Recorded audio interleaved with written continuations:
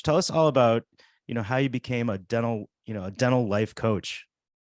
Yeah, it's actually kind of an interesting story. So growing up, my parents worked really hard to provide for us, and they put it into our heads, we needed to do something that would have a really secure career path. And so the things I remember being suggested to me multiple times were go into the legal profession, go into accounting, go into medicine, something of that nature, something where I'd have a really solid path. And numbers always came easy to me, so I was headed down the financial route, and came home from school one day when I was 16 years old, and I was surprised because normally I came home, my parents were at work, I came home and my mom was there and my uncle was there, and I was really excited until I realized why they were there, which was to let me know that my dad had passed away that day. He'd been in a fatal car accident, and when you're 16 years old, you don't have any context to deal with.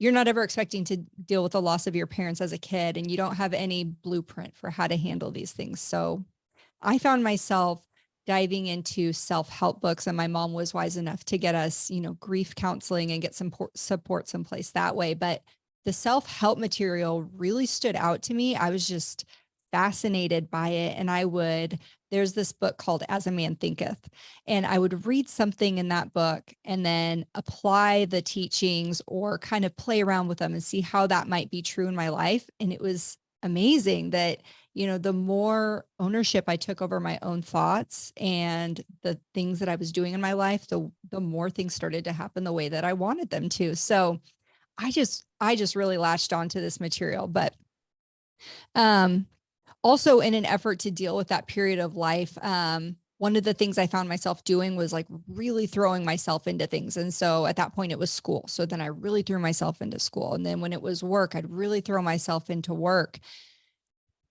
And I think we all do that. When you're faced with a lot of stress, you try and figure out what pieces do I know how to do? What can I control? And you do that.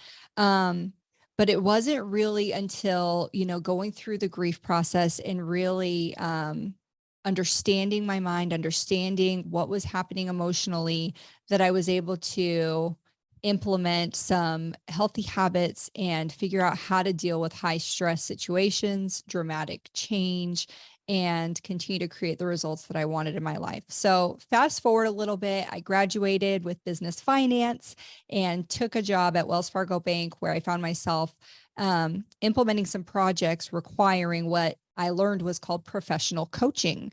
I was working with some really talented individuals, really established group doing things the same way for a long time. And the changes that we were implementing were not necessarily popular. And they required a lot from these people who were doing really good work a certain way. And so, not only delivering the change, but in an effort to keep the team cohesive and moving on the same path together and being happy about it, that required a lot of me. And so I found myself going back to those books and going back to those studies that had helped me so much and dripping them into the content and delivery of what I was doing at Wells Fargo. And so one of the managers that we shared the floor with, he was like, "Hey, what are you doing over there? Because the changes are happening. We all kind of expected this to blow up in your face. It's not.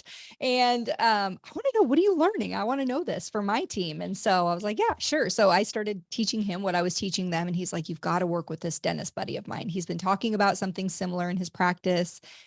And so he introduced me to him. And that was a fantastic professional marriage of sorts because I got to help him and his team get the transformation that they were looking for. And at the same time was introduced to this fantastic industry of people that I've not been able to leave since. So that's kind of the long story short. I ended up partnering in a handful of practices and got to see firsthand the amazing talent and intellect that exists, as well as the way that the development and the skill sets that I'm providing are able to be implemented and how that can actually change environments. So it's been really cool.